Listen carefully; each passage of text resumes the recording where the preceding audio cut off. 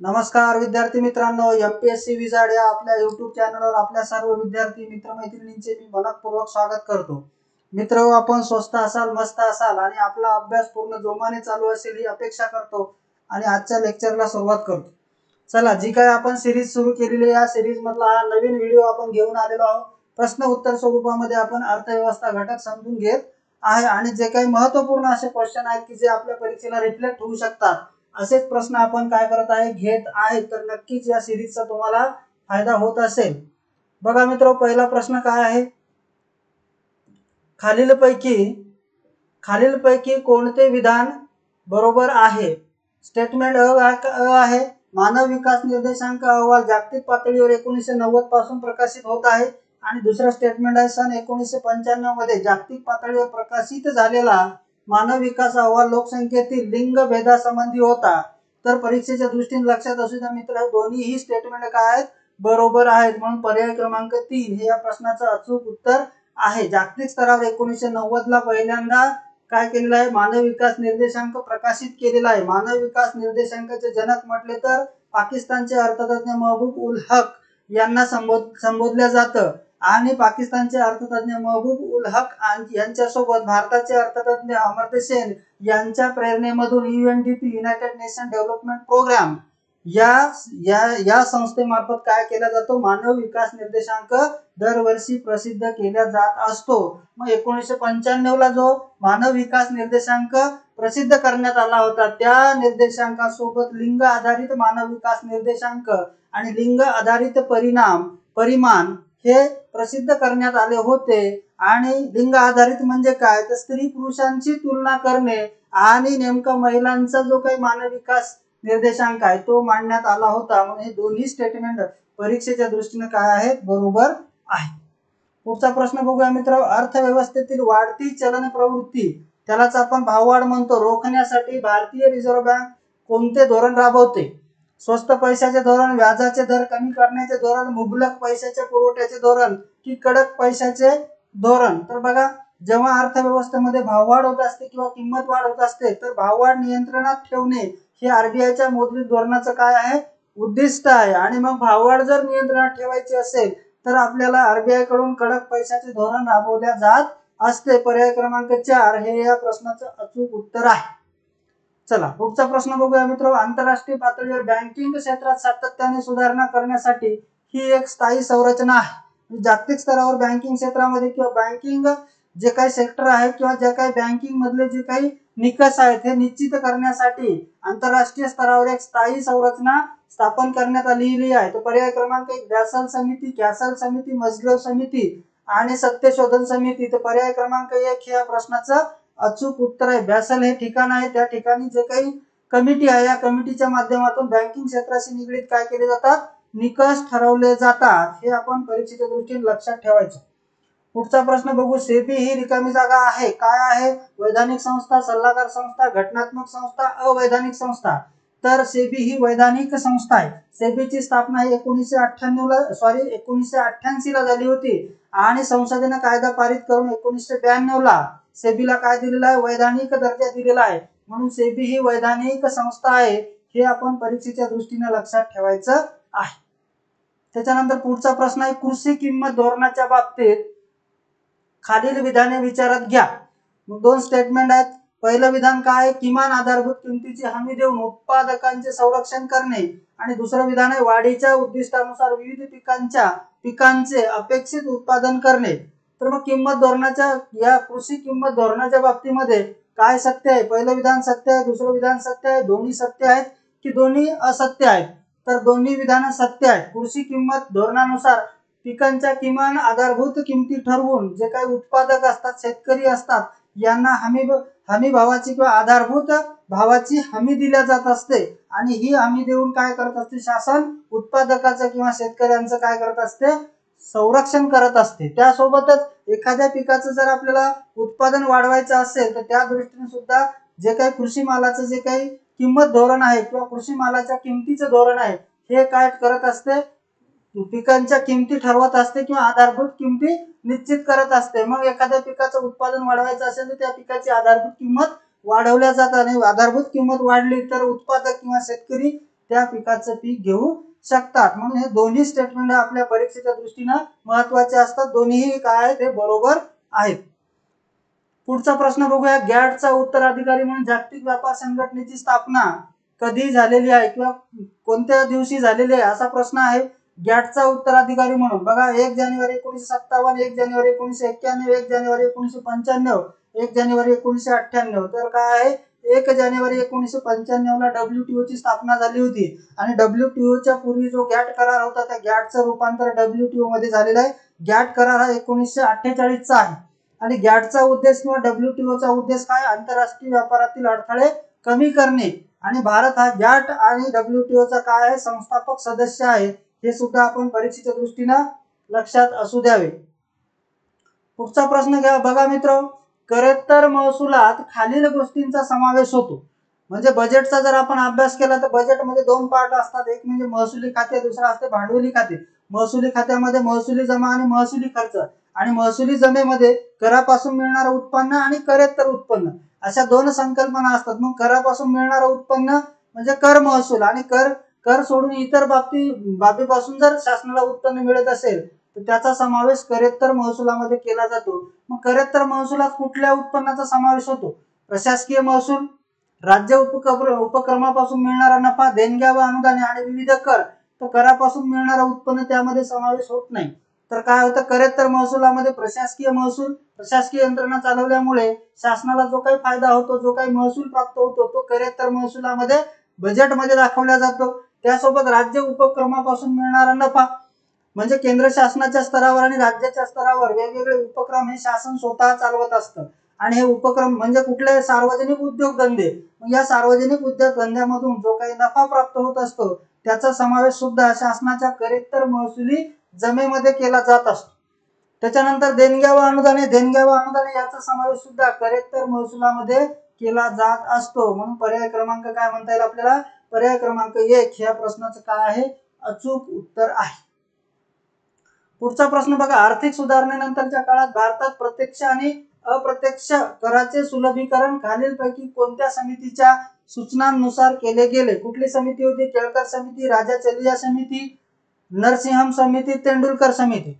तर या प्रश्नाचं अचूक उत्तर आहे राजा चलिया समिती. 1991 ला स्थापन करण्यात आली होती आणि या समितीने काही महत्त्वाच्या सुधारणा सुचवल्या होत्या. पहिली सुधारणा अशी होती की कराचे दर जे आहेत ते कमी करावे, परंतु कराचा जो पाया आहे, कराचा जो बेस आहे तो काय करावा? रुंद करावा, वाढवावा. दुसरी गोष्ट त्यांनी सांगितली होती की विक्री कराला जी काही व्हॅल्यू ऍडेड पद्धत आहे किंवा मूल्यवर्धित पद्धत आहे ती लागू करावी. आणि तिसरी महत्त्वाची सुधारणा राजा चलिया समितीने सांगितली होती की कंपनी कराचा जो दर आहे, कॉर्पोरेशन टॅक्स किंवा त्याला महामंडळ कर सुद्धा आपण म्हणत असतो, या कराचा जो दर आहे तो तत्कालीन स्वरूपामध्ये 51% आसपास होता, तो 40% कमी करावा. अशी एक सुधारणा राजा चलिया समितीने सुचवली होती. तर या समितीच्या दृष्टीने वारंवार प्रश्न आयोगाने विचारलेले आहेत. तर आपण ह्या बाबी परीक्षेच्या दृष्टीने लक्षात ठेवायच्या आहेत. म्हणजेच या प्रश्नाचं अचूक उत्तर पर्याय क्रमांक 2. पुढचं बघा. वित्तीय तूट किंवा राजकोषीय तूट म्हणजे काय हे आपल्या सगळ्यांनाच माहित असेल. तुटीच्या संकल्पना आपण सगळेच पाठ करत असतो, कारण आयोग वारंवार तुटीवर काय विचारतो? प्रश्न विचारत असतो आणि वेगवेगळ्या स्वरूपामध्ये वेगवेगळ्या सूत्रामध्ये ते मांडत असतो. ह्या तुटी आपण म्हणजे पाठच करून टाकलेल्या आहेत असं आहे. तर बघा, वित्तीय तूट म्हणजे काय? अंदाजपत्रकीय तूट प्लस कर्ज व अन्न देयता. तर हेच स्टेटमेंट बरोबर आहे. खालचे स्टेटमेंट जर बघितले आपण तर पर्याय क्रमांक 1 या प्रश्नाचं अचूक उत्तर आहे. एकूण प्राप्ती मायनस एकूण खर्च म्हणजे अंदाजपत्रकीय तूट, महसुली उत्पन्न मायनस महसुली खर्च म्हणजे महसुली तूट आणि भांडवली उत्पन्न वजा भांडवली देयता किंवा भांडवली खर्च, तर याला काय म्हणायचं? भांडवली खात्यावरील तूट. म्हणजे ह्या ज्या संकल्पना आहेत तीनही संकल्पना ह्या वेगळ्या आहेत. पहिली संकल्पना सूत्र जे आहे ते बरोबर आहे. म्हणून वित्तीय तूट म्हणजे अंदाजपत्रकीय तूट प्लस कर्ज व अन्न देयता याला आपण राजकोषीय तूट असे म्हणत असतो. तर पर्याय क्रमांक 1 या प्रश्नाचं काय आहे अचूक उत्तर आहे. पुढचा प्रश्न घेऊया मित्र. खालीलपैकी कोणते वित्तीय धोरणाचे साधन नाही? आताच आपण राजकोषीय तुटीची संकल्पना बघितली, तसंच वित्तीय धोरण म्हणजेच काय? राजकोषीय धोरण. त्यालाच आपण शासनाच्या जमा खर्चाशी निगडीत जे धोरण असते असं धोरण त्याला आपण राजकोषीय धोरण असं म्हणत असतो. मग राजकोषीय धोरणाचे साधन कुठले आहे? तर बघा, कर आकारणी, सार्वजनिक कर्ज, सार्वजनिक खर्च हे तीनही साधन हे राजकोषीय धोरणाचे आहेत. प्रश्नामध्ये काय विचारलं? कोणते साधन नाही विचारलं तर पर्याय क्रमांक 3 खुल्या बाजारातील कर्जरोख्यांची खरेदी विक्री हे मौद्रिक धोरणाचं साधन आहे आणि मौद्रिक धोरण कोण राबवत असतं? आरबीआय राबवत असतं बँकिंग क्षेत्राच्या माध्यमातून आणि अर्थव्यवस्थेतील चलन पुरवठा कमी जास्त करण्याची जी भूमिका असते ती मौद्रिक धोरणाच्या माध्यमातून राबवल्या जात असते। तर बघा इथं आपल्याला कुठलं साधन नाही असं विचारलं होतं म्हणून पर्याय क्रमांक 3 हे बरोबर आहे। निर्यात प्रोत्साहनासाठी भारतीय निर्यातदारांना भारत सरकारकडून हे प्रोत्साहन दिले जाते। कुठले प्रोत्साहन दिले जाते तर बघा अ मध्ये रोख मदत, ब मध्ये कर प्रतिग्रह आणि क मध्ये आयात लाभ। तर कुठलं प्रोत्साहन दिले जाते तर रोख मदत दिली जात नाही, कर प्रतिग्रह आणि आयात लाभ दिले जातात म्हणून पर्याय क्रमांक 3 हे या प्रश्नाचं अचूक उत्तर आहे। बघा जागतिक जे काही व्यापार संघटना आहे किंवा WTO आणि गॅट याच्या माध्यमातून जे काही अग्रीमेंट झालेले आहेत हे अग्रीमेंट नुसार आपण आंतरराष्ट्रीय स्तरावर जेव्हा आयात निर्यात किंवा व्यापार करतो तेव्हा निर्यातीला प्रोत्साहन देण्यासाठी कुठल्याही उत्पादकाला किंवा कुठल्याही उत्पादनासाठी आपण रोख मदत देत नाही किंवा देता येत नाही, त्याच्यामुळे रोख मदत हे ठरणार नाही म्हणून पर्याय क्रमांक 3 हे या प्रश्नाचं काय आहे अचूक उत्तर आहे। पुढचा प्रश्न बघूया मग मित्रांनो, विविध योजना दस्तऐवजातून नियोजनाची दीर्घकालीन उद्दिष्टे। सर्वांनाच सोपा क्वेश्चन आहे, नियोजन सगळ्यांना माहित असतं, पंचवार्षिक योजनांचा आपण अभ्यास सुद्धा केलेला असतो। मग दीर्घकालीन नियोजनाची काय उद्दिष्टे होती तर आर्थिक नियोजन होतं। आर्थिक नियोजनातून आपल्याला काय साध्य करायचं होतं? आर्थिक वृद्धी घडून आणायची होती, आत्मनिर्भरता घडून आणायची होती, बेकारी निर्मूलन, त्याच्यानंतर आपण उत्पन्न विषमतेत घट, त्याच्यानंतर गरिबी निर्मूलन, आधुनिकीकरण आणि सर्व समावेशक आणि शाश्वत वृद्धी ही 11व्या आणि 12व्या पंचवार्षिक योजनेमध्ये नियोजनाचं काय होतं उद्दिष्ट होतं म्हणून पर्याय क्रमांक काय 4 हे या प्रश्नाचं अचूक उत्तर आहे। सोपा क्वेश्चन होता। चला पुढच्या प्रश्नाकडे जाऊया मित्र, खालीलपैकी कोणते विधान बरोबर आहे? कोणते विधान बरोबर आहे? अ ब क मधलं भगवती समितीच्या अहवालानुसार सरकारने देशातील बेकारी दूर करण्यासाठी विविध उपाययोजनांची अंमलबजावणी केली, हे विधान काय आहे बरोबर आहे। त्याच्यानंतर पुढचं विधान होतं देशातील बेकारी कमी करण्यासाठी क्षेत्र विकास योजना राबवली गेली। ज्या काही शासनाच्या माध्यमातून विविध योजना राबवल्या जातात त्यांचा उद्देशच नेमका अर्थव्यवस्थेमधील बेकारी आणि दारिद्र्य कमी करणे हा असतो म्हणून हे स्टेटमेंट सुद्धा काय आहे बरोबर आहे। क्षेत्र विकास योजना म्हटलेला आहे। स्पेशल एरिया डेव्हलपमेंट प्रोग्राम जो आहे तो 4थ्या आणि 5व्या योजनेपासून लागू करण्यात आलेला होता आणि जे काही स्पेशल एरियाज असतात जसं आदिवासी आणि डोंगराळ प्रदेश असेल, त्याच्यानंतर पर्यावरणीय दृष्ट्या संवेदनशील प्रदेश असेल, वाळवंटी प्रदेश असेल किंवा दुष्काळग्रस्त प्रदेश असेल, या प्रदेशाला आपण स्पेशल एरिया म्हणून ट्रीट करत असतो आणि त्यांचा विकास घडवून आणण्यासाठी स्पेशल एरिया डेव्हलपमेंट प्रोग्राम किंवा जी काही योजना आणली होती ती 4थ्या आणि 5व्या पंचवार्षिक योजनेपासून सुरू करण्यात आली होती म्हणून त्या योजनेचा उद्देश काय होता बेकारी कमी करणे। दुसरं होतं बेकारी कमी करण्यासाठी लहान शेतकरी विकास संस्था योजना सुरू केलेली आहे, हे स्टेटमेंट सुद्धा बरोबर आहे। पर्याय क्रमांक 3 हे या प्रश्नाचं काय आहे अचूक उत्तर आहे।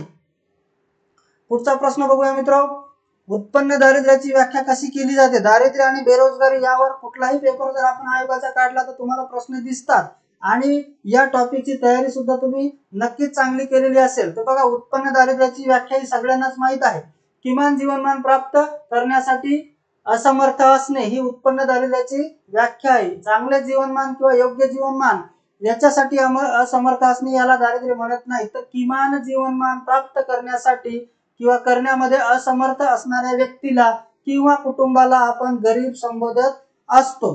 तर पर्याय क्रमांक 1 ह्या प्रश्नाचं काय आहे अचूक उत्तर आहे। भारताचे जीएनपी सकल राष्ट्रीय उत्पन्न हे खालीलपैकी कोणत्या परिमाणामध्ये मोजले जाते? जीडीपी, जीएनपी, एनएनपी, राष्ट्रीय उत्पन्न जो काही आपल्या अभ्यासक्रमामधला टॉपिक आहे त्याचा नक्कीच आपण चांगला अभ्यास केलेला असेल। तर बघा भारताचा जीएनपी सकल राष्ट्रीय उत्पन्न हे खालीलपैकी कोणत्या परिमाणामध्ये मोजले जात नाही? भौतिक परिमाण, आर्थिक परिमाण, टक्केवारीमध्ये की वरीलपैकी सर्व? तर पर्याय क्रमांक 2 हे या प्रश्नाचं काय अचूक उत्तर आहे। टक्केवारीमध्ये आपण राष्ट्रीय उत्पन्नाचा किंवा जीडीपी जीएनपीचा ग्रोथ रेट सांगत असतो आणि वस्तू आणि सेवांच्या अर्थव्यवस्थेमध्ये जे काही उत्पादन होते त्या वस्तू आणि सेवा काउंट करून आपण जीएनपी, एनएनपी, जीडीपी सांगत नाही, तर वस्तू आणि सेवांच्या बाजारभावानुसार ज्या किमती असतात त्याचं पैशामधील किंवा रुपयामधील आणि अमेरिकन डॉलरमधील जे काही मूल्य असते ते आपण जीडीपी, जीएनपी, एनएनपी, एनडीपी सांगताना सांगत असतो। म्हणजे कुठल्या चलनामध्ये आपण जीडीपी जीएनपी सांगतो तर भारतीय रुपयामध्ये आणि अमेरिकन डॉलरमध्ये सांगत असतो आणि वस्तू आणि सेवांच्या आपण बाजारभावातील किमती लक्षात घेतो. म्हणून भारताचा GNP हा कुठल्या परिमाणामध्ये मोजला जातो तर आर्थिक परिमाणामध्ये मोजला जातो असं आपल्याला सांगता येते. चला बघा मित्र, आपण जे काही सिरीज सुरू केली या सिरीजच्या माध्यमातून नक्कीच तुम्हाला फायदा होत असेल. तर हा व्हिडिओ आवडला असेल तर लाईक करा, शेअर करा आणि आपलं जे काही YouTube चॅनल आहे ते सुद्धा सबस्क्राईब करा. तर थांबूया मित्र, धन्यवाद.